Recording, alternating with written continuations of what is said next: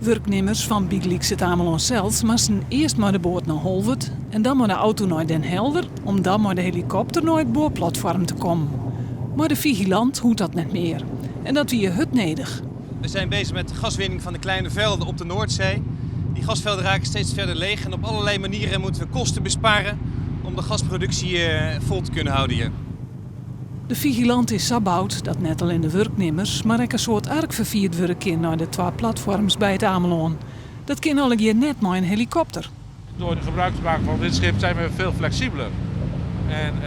En wij kunnen varen, aflossen. Dus onder, bijvoorbeeld in geval van mist of icing, daar heeft dit schip veel minder last van. Fjouwer Harry Veldman in zijn huidien over het bouwen van een geschikte boot voor het vervier. De NAM stelde hege eisken aan de boot. In augustus begint Veldman Marine met het varen naar de boorplatforms. Wij zijn een soort van watertaxi.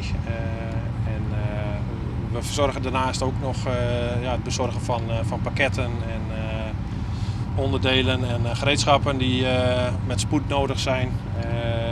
Zodat de productie ook beter gegarandeerd is. De vigilant levert 2 nieuwe werkplekken op.